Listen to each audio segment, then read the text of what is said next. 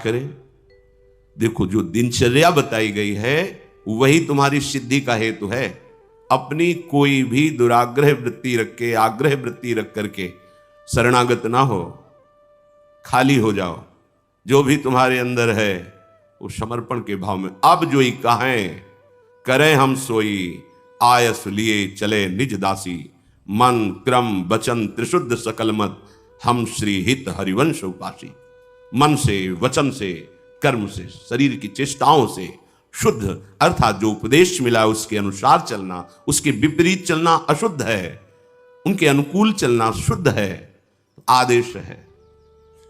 प्रातः उठे, सबसे पहले गुरुदेव भगवान को प्रणाम करके गुरु प्रदत्त नाम मंत्र का स्मरण करें। फिर वृंदावन भूमि को प्रणाम करें, चाहे जहां हो, क्योंकि हमारा प्रेम धर्म धाम में विराजमान प्रिया प्रीतम के चरणार बिंद का सेवा सुख है। सबसे पहले हम धाम को प्रणाम करते हैं। गुरुदेव की बात, धाम को प्रणाम किया, फिर अपनी दिनचर्या में नाम स्मरण करते हुए लगते हैं। जब स्नान कर ले, रज लगाते हैं, चरणामृत लेते हैं, तिलक रचना करते हैं, फिर दिनचर्या आगे की बढ़ती है। इतना शरीर सेवी मत बन जाओ कि हर समय खान पान का ही चिंतन केवल बना रहे, जिससे प्राणों का पोषण हो, शरीर स्वस्थ रहे। ऐसी दिनचर्या बनाओ। 2 बार, 1 बार, 3 बार, जितने में तुम्हारा प्राण पोषण होता है थोड़ा थोड़ा ले, पर भगवद अर्पित करके। सेवक जी महाराज कह रहे, इसीलिए उनकी बुद्धि कच्ची रहती है।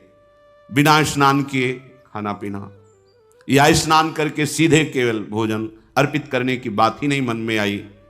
बहुत ध्यान देने योग्य, ये कच्चाई दूर हो जाएगी। अनहाई अनर्पित जाए गटकत। अगर बिना प्रभु को अर्पित किए हुए पा रहे हो तो तुम कैसे वैष्णव हो, कैसे शरणागत हो? वही तुम्हारे को बंधन में बांध देगा, अर्थात तुम्हारी बुद्धि में वही स्फुरणा होगी जो मायाकृत भोगों में आकर्षण पैदा करके तुम्हारे हृदय में तृष्णा कामना की आग लगा देगी।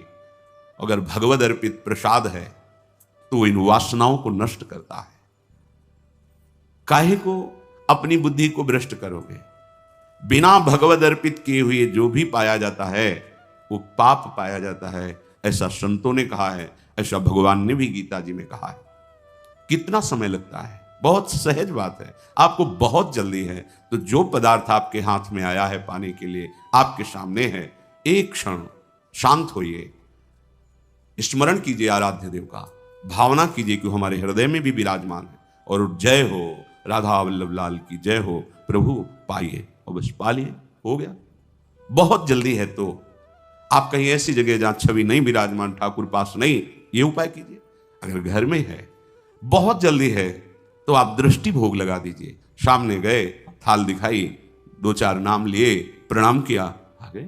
समय है विराजमान करके एक पद गाया, भावना कर रहे प्रभु पा रहे, फिर आचमन कराया, फिर आपका जीवन भगवत समर्पित जीवन, शरणागत जीवन।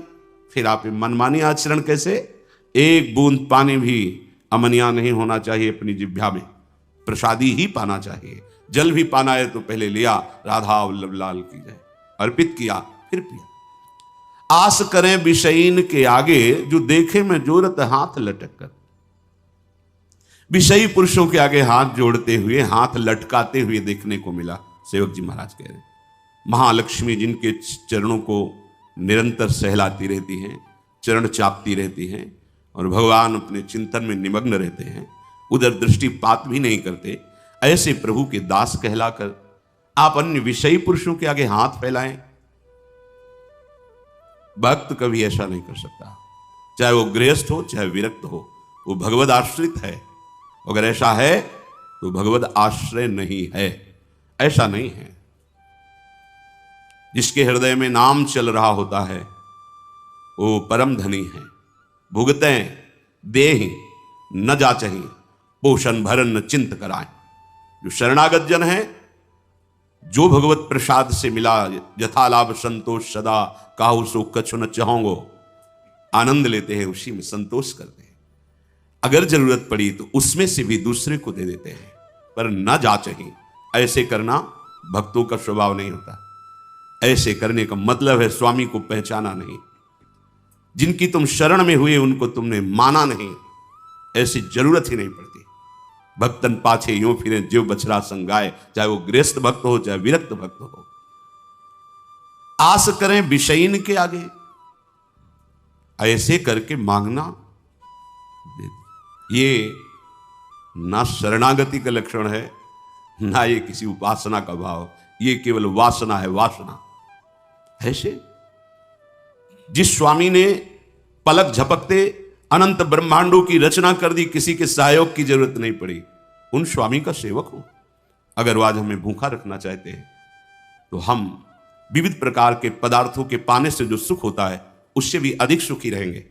आज हमारे स्वामी की इच्छा है आज हम भूखे रहें, तो हमें नहीं चाहिए 56 भोग। अगर हमारे स्वामी की इच्छा है नमक रोटी, वो हमारे लिए अमृत है। विश्वास करो, राजी होना सीखो अपने प्रभु के विधान में, जीवन मंगलमय हो जाएगा। ये आवश्यकताएं, ये चाह, ये वासनाएं इतनी मत बढ़ा लो कि तुम प्रभु को भूल जाओ और संसार की इस भूल भुलैया में भटक पड़ो। ये भटकन मिटाने के लिए मनुष्य जीवन मिला है। केतिक आयु केतिक सो जीवन, काहे विनाशत काज हटकत। अरे भाई, कितनी आयु है तुम्हारी? शरीर तो छूटेगा ना। कितना जीवन है तुम्हारा? इसे तुम कलंक लगा रहे हो शरणागति में, दूसरे के आगे हाथ जोड़कर मांग करके, अन्य भरोसा करके, अन्य आश्रय रख करके। कितना जीवन है तुम्हारा? और एक सिद्धांत बता दे, यदि आपने चालबाजी से, कपट से जीना सीखा है तो पूरे जीवन इसी से जी पाओगे, दूसरा रास्ता नहीं रहेगा।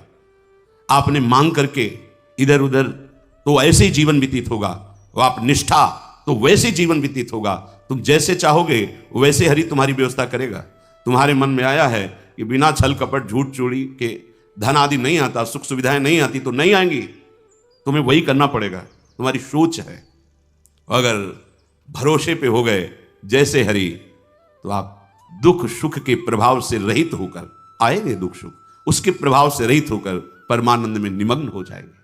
इसलिए विचार करो, केतिक आयु केतिक जीवन, और ये जीवन मिला है भगवत प्राप्ति के लिए, तो काहे विनाशत काज हटकत।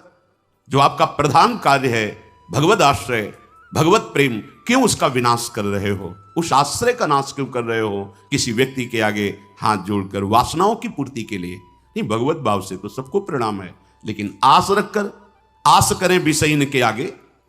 अगर आस है, ये नहीं, ये जीवन में कभी नहीं होना चाहिए, चाहे गृहस्थ हो चाहे विरक्त हो।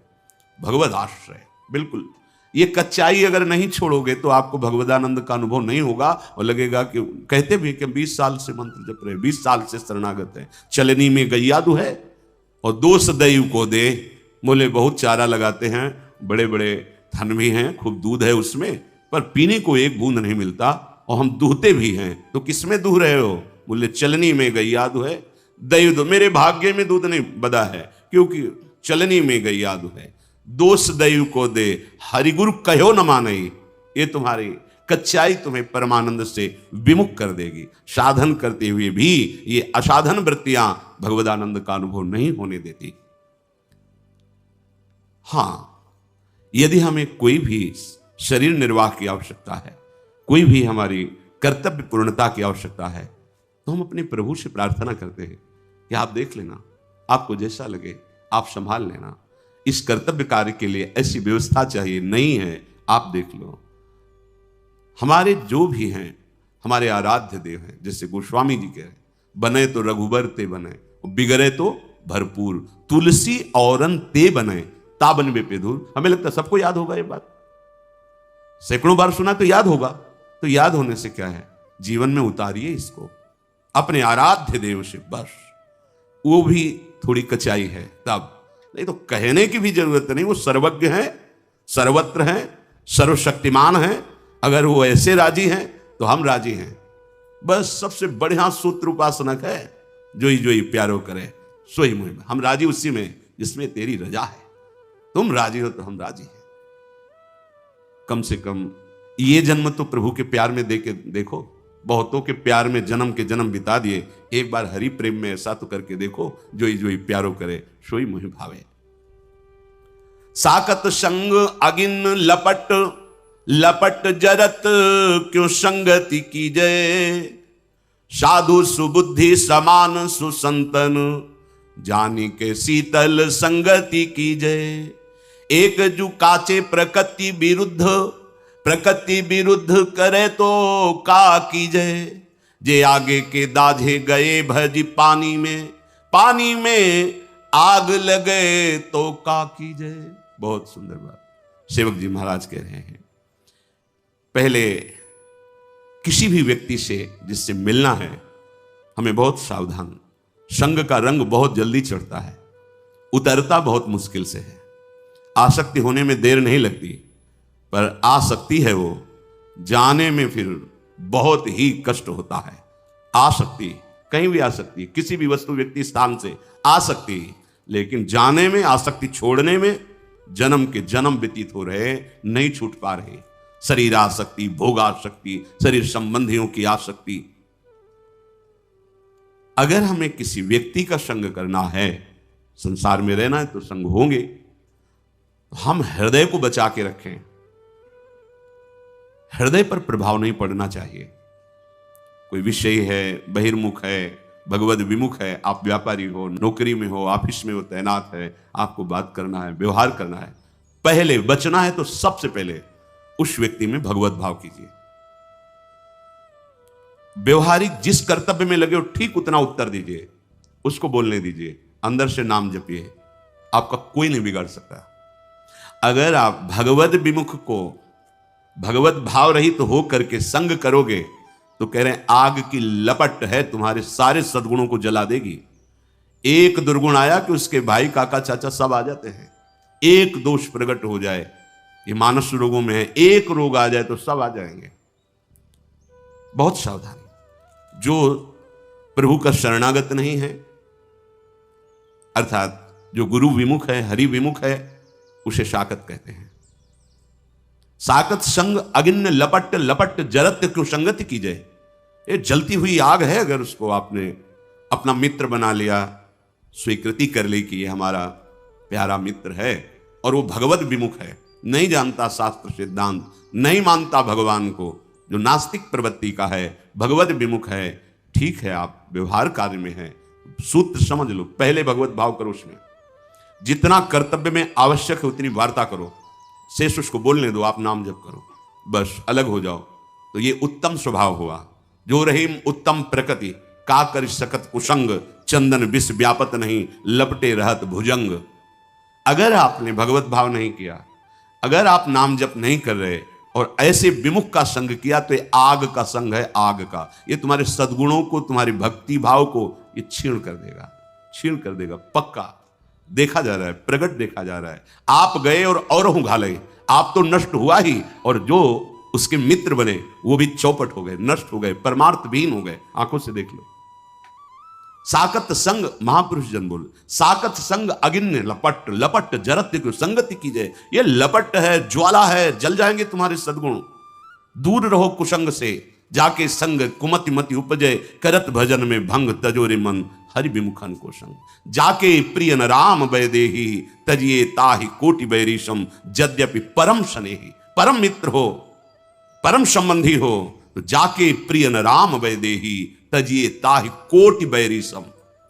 अगिन लपट लपट जरत क्यों संगति की जाए।